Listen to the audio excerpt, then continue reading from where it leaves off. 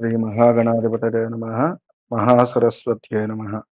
అస్మత్ గురుభ్యో నమః.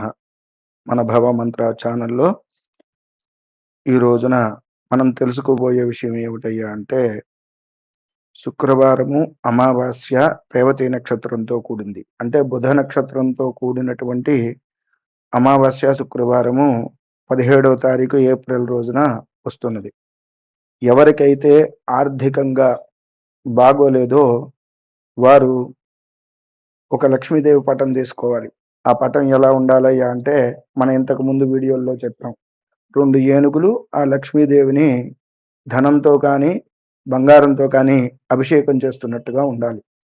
ఆ పటాన్ని తీసుకుని దాని ముందు ఒక గుప్పెడు ఏదైనా కోరిక ఉంటే ఎర్రటి అక్షతలు, ఎటువంటి కోరికలు లేకుండా అమ్మవారి యొక్క అనుగ్రహం చేత ధనధాన్య ఐశ్వర్యములు కలగాలి అంటే ఒక గుప్పెడు ధాన్యము పోసి దానిపైన ఒక నేతి దీపాన్ని వెలిగించి నెయ్యి పోసి ఒక దీపాన్ని వెలిగించాలి.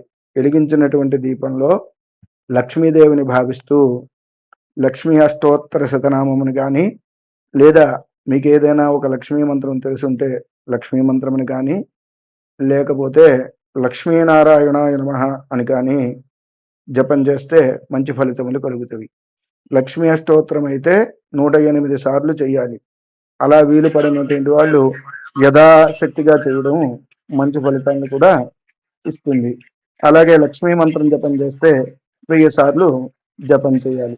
శుభం నీ భవ మంత్ర.